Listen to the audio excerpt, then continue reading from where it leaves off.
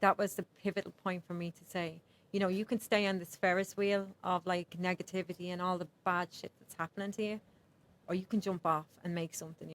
This is gonna hurt. It's time for the Suffering Podcast. You know what I mean? We had to put up with the occasional harassment, okay, which ultimately we win because we had something on our side that would guard against them, plus a radio that we can call dozens of other people who have the same thing on sitting on their hip to protect them. Yeah. We have handcuffs to make sure that you can't punch us. You didn't have any of these protections. I love what you do, don't get me wrong, but don't think for 1 minute. Don't think for 1 minute that police had it worse than you. No. 'Cause I don't think there's many people in the world that had it. And I know there are, but But we haven't talked to him yet. yeah. And if you hear from them, reach out to the Suffering Podcast. But that is an amazing perspective that you're still like there. You could have gone the other way.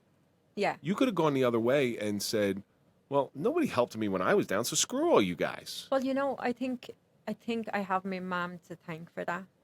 And I don't know, but for all the wrong that was done, I knew exactly that I didn't want to become that person. That was the pivotal point for me to say, you know, you can stay on this Ferris wheel of like negativity and all the bad shit that's happening to you, or you can jump off and make something in your life, you know. So Irish Angel actually started as a blog? Yeah. Well, Really? it wasn't even a blog. It was just me going on. I went on LinkedIn and I posted messages of support. It was around the time Blue Lives Matter kind of started. And the following grew. Like, I didn't even think it'd reach America, to be perfectly honest. But I was inundated with messages from support of thank you from support, like from law enforcement officers thanking me for what I was doing, because they felt that what they were doing was all in vain. You know, everybody was against them, you know, and There is that hopeless feeling. so when they did that, when there was so much, I had no clue that it had that impact on somebody just by posting a message. So a SWAT team got together in Virginia. Well, if you parallel your own life, you're just looking for a little bit of, you're looking for a small win. Yeah. That's what you were doing your whole life. Yeah. And police officers, in much the same way, although they're very, very different than what you went through, sometimes we're just looking for a win, Yeah, you know, when we're getting beaten down every single day. exactly. And that's what you gave them. Yeah, You gave them what you were lacking. A glimmer of hope yeah, that someone still does care about the police. Right. exactly. Yeah, a SWAT team in Virginia got together and they gave me an honorary call sign. So they sent me like the certificate with the Irish Angel, and they sent me a flight jacket and all this kind of thing. And I was like, actually, look, I even get choked up thinking about it. I know it's something small, but it meant the world to me. Like, it really did. So I put together, I seen so much hatred towards them online. Why am I getting upset? I'm getting upset.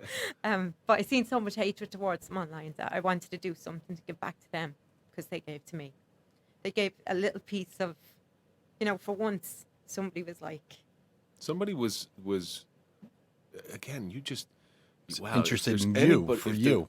If there's anybody that made lemonade out of lemons, it's you.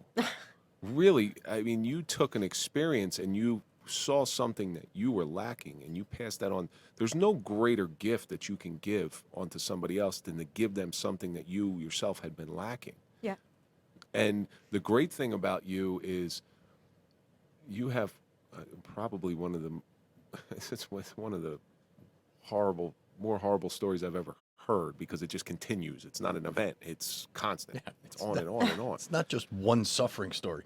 No. This is It's just that's continuous apart suffering after pieces of- suffering. pieces of your story, and but wow. And so what's Irish Angel's mission now, as opposed to when it began?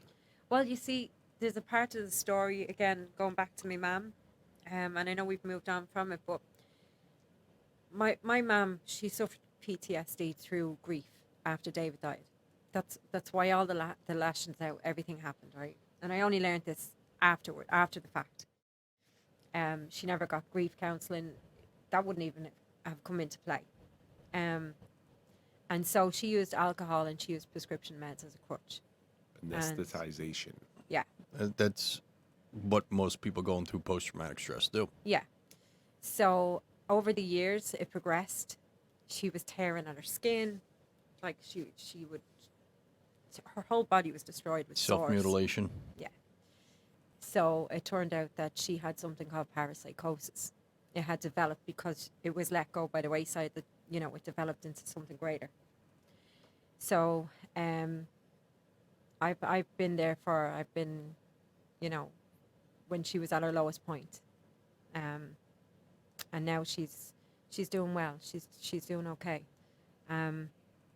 But that in itself, when I put together I created a website that was username and password for cops and first responders to go on and, share news stories, talk to each other, all that kind of stuff. Just because they had done so much for me internally, I wanted to do something for them. And in doing that, I'm watching the conversations back and forth between family members, cops, firefighters, whatever. And it's triggering things in me. And I'm like, this isn't good. Like, because you're remembering stuff yourself. So I did some research and I was like, I knew there was suicide rate was really high within the veteran community, but I had no idea just how bad it was within the first responder community. Veterans are 22 a day. 22 I think police officers in 2022, I think we just eclipsed 100. If not, we're at 99. Yeah, that's right. Yeah. Jersey City cop a couple weeks ago. Yeah, I think it was. Did it eclipse 100 yet? I'd say it's borderline. I was not before I got here. It was 97. It was 99 the last time I looked. Yeah. Under that statistics, Yeah. the blue statistics or something. Yeah. So a friend of mine is the sheriff in Schenectady, New York. Oh, Great. I've been there. I've been there. That's a wicked town. It is. I'm not gonna lie. No, Just can't spell it. No, Schenectady. It's a funny story how I learned how to say that. So here's my Schenectady story. I was traveling for business before I was a cop, and I couldn't find a hotel room, and I find one. I walk up to the desk, and there's a screen, and it says, "You want to pay by the hour, or you want to pay by the night?" I go, "Oh boy." And then I just turn my head, and across the street is an adult bookstore. And I turn my head to the right or to the left, and it's a strip club, and then there's an off-track betting. I never And a cash checking place right down the I street. showered in my socks. I'd never been to a place that filthy dirty in my life. I just didn't want to touch anything. I just was exhausted. But yeah, it's Schenectady. It's pretty fun, pretty different It is. place. It is. That's a Yeah. fact. But so Dom was like, Amanda, you've got all this following. He said, what do you want to do with it? And I was like, I can't do anything. I said, I'm not American. And he's like, no, but I am. He said, I know, I believe in you. He said, and that for the first time, that was I had heard that from somebody. He went and like Dom broke me down. He was like, he said, you've got a heart of gold. He said, this is your passion. You need to follow it. He said, I believe in you. So he said, I'll start a nonprofit. He said, you run it. You do the research. You figure out what you want to do. So I wanted, with all the talking, this was going on for years. Like, we was talking to everybody and, realizing the stigma surrounding mental health and everything else, that I went around a couple of treatment facilities that help law enforcement and first responders.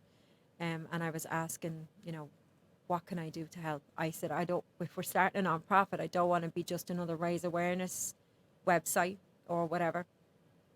So the consensus across the board was that if officers were reaching out for help, if they got to that point, a lot of the time they'd go out of state and they couldn't afford the travel expenses because their finances would be in the gutter as well, So I was like, that's where we need to start. So we got the 501 in 2019, December, and we were launching our chapter in Boston in March 2020, and then COVID hit.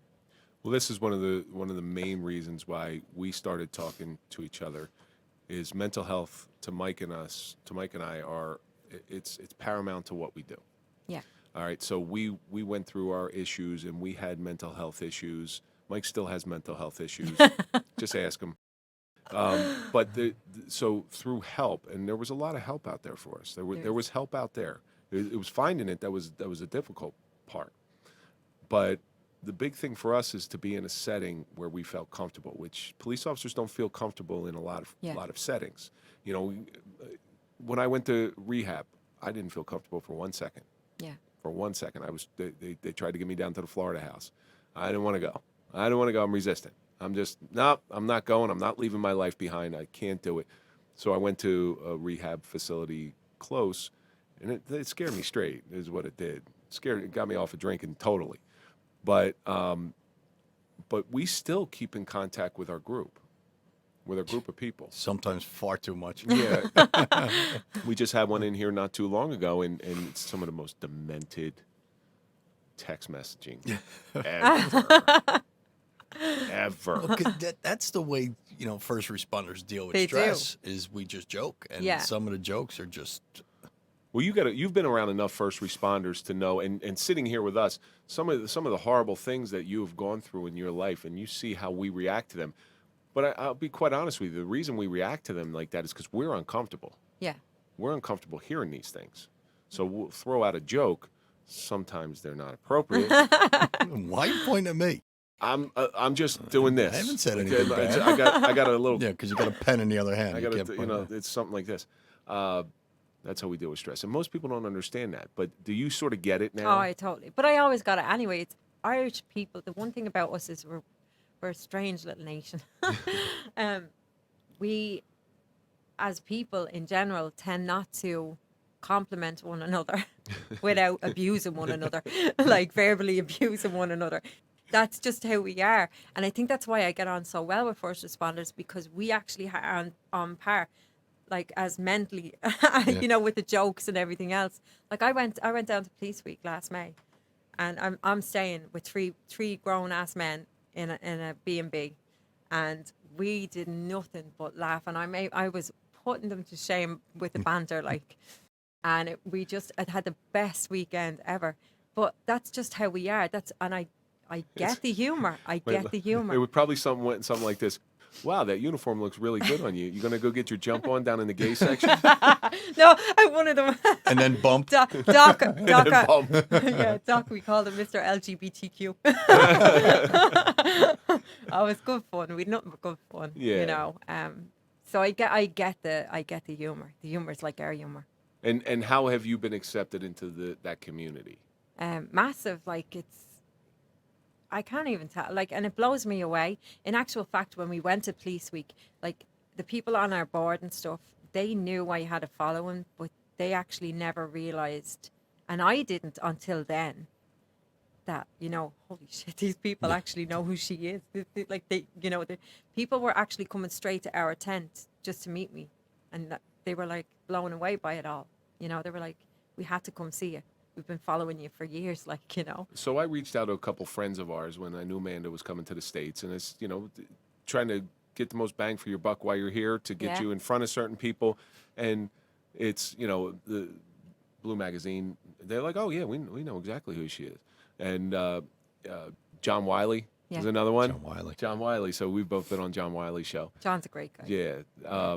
And just to give you an idea how small this world is, we're doing an event at the Grand Saloon, one of our sponsors, and we run into this guy. He's like, yeah, I've been retired. I started in Baltimore. I'm like, really? Do you know John Wiley? He goes, yeah, I know John. He calls John Wiley. Got him on the phone that day. And we start talking to John again. Talk about a radio voice. Oh, Yeah. John Wiley's got the radio voice. Well, he sounds like he's blowing the microphone. And I'm sorry, John, if you're going to listen to this, but you do. You're like, "Arr, arr, arr, arr, arr." He doesn't listen to us. No, he don't listen to us. John's a great guy. He's been rooting for me since day one. Yeah, Since day he's a one. big He's always champion been of there. law enforcement. I mean, He's amazing. one of the He's biggest such a good champions. guy. But John and I, when I did his show, we have a lot of stuff in common. Well, he's gay too? Sorry, Nick. Sorry, Mark. He's in that old bigoted mentality. There's nothing we can do about it. Listen, I'm accepted by the gay community. I'm sure We You're know. laughed at by the gay you're community. more than accepted by the gay community. I know that. It's like playing golf. It's like a hole in one with you. As a matter of fact, I think I'm going to go be one of their marshals in their parade. Good for you. I'll throw it right out there. Are you going to wear the little hot pants? I have them. I have them. No, I got the assless ones. Oh, The God. assless ones. He's going to be on a stool without a seat. Look like two pieces of bologna. Oh, God. Can we get back on track here? No, this is kind of fun, making inappropriate gay jokes. So some of the stuff that you explain, some of the services that you provide Yeah. in Irish Angel. what we do is the funds that when we eventually did kick it off, which was October last year, we started to raise funds. The funds that we do raise help send cops, first responders, and veterans if they're in financial difficulties to go and get the help they need. We make sure that they get the transportation there. And if a treatment is not covered under insurance, then we help with that too. We brushed right over something. We were saying how every time Amanda, something good happens, her feet get kind of knocked out. Are you waiting for that? She started this. Just as it started, COVID hit. COVID hit. Yeah. Did you think that was gonna Like, go here we go again. But, no, I thought we were going to be okay. And then, we had to think marketing-wise what way you're going to structure, like do your fundraising. So we were like, oh, we'll do online auctions. We'll go online, whatever. And then we got a whole load of sports memorabilia in to do this. We were actually going to do a Facebook Live. It was going to be from different points of the country, people tuning in. It was going to be an all day kind of thing. With great guests on. It was going to be great. And then all of a sudden the sports people decides to go woke. So you have then cops going, well, I'm not buying sports memorabilia, so that was that gone. It was holy, you know what? Yeah. It's that Colin Kaepernick jersey doesn't work right? anymore. So we literally had to take a back seat. We had to sit there and ride the wave out. But I think everything happens for a reason. And that was a blessing to us because it allowed us to educate and to grow. So we made amazing connections, partnered with phenomenal organizations that help people get treatment. And we've been blessed because people that reach out to us for help now, we can literally make a phone call and have help to them pretty fast within the day. But they must accept the help. They have to accept the help. They must accept the help. They have to accept. And I know the this help. firsthand. No matter where you are in the country, though, we can get you help. Yeah. So we're lucky in that respect. So Well, do you reach out to them or do they reach out to you? they reach out to me. Yeah. And they call you directly? I'll get an email or somebody will tag me in something, or if it's somebody that I know, or if they personally know me, they'll text me, or You must have this wide web of people out there willing to. There's a lot of people in need. there is. There's a lot of, especially after everything that's going on in this country, people's mental health has sort of taken a back seat to bigger issues in the country, and hopefully now we're starting to steer our way back into that stuff. So what's going on next for Irish Angel? Well, we're just about to kick off our bash, our annual fundraising bash in Boston, and then we're focusing. Then we're kind of getting serious. Like people always think of me. I guess they see the pinup girls every morning because we post a pinup girl every morning with positive quotes and everything else. And I suppose they always see the fun side of me, but there is a very serious side to Irish Angel. So we always keep that because mental health is an extremely serious topic, and it can be down and it can drown you out. It really can. Well, that's the problem with mental health. Yeah. And I just had this conversation with our very good friend Mike DePalma, and if you haven't seen him on any episodes, he was definitely in need of Irish Angel. But he's one of our very good friends, and we were having this discussion the other day, him and I, where he was getting kind of mad at certain people just turning their backs on him. And I said, Mike, you have to understand something. When somebody sees you drowning, they're going to try to throw you a life preserver. Everything you can, they're going to try to do everything they can. But at some point, when you're drowning and there's no saving you, if they don't step back, you're going to drown them also. You keep pushing that life preserver away. Yeah. Yeah. And soon they're going to pull that life preserver back in. And Mike is a very level-headed person now, where he turned around and said, you know what, I think you're right. I think you're right. Because I did that too. Like there was people offering me help. I pushed it all away. I didn't want to hear it. Yeah. I didn't want help. All right. Once I was ready to finally accept help, things changed for me. And I'm not there yet. I'm not even close to being there. But you're never going to be. You're never going to be. I think you learn to manage it. You learn to live your life with it. I call it the new normal. Yes. It's your new normal. It is your new normal. You just got to roll with it. It's all how you deal with it. It's that word normal and you don't marry very well. Do you let it affect you,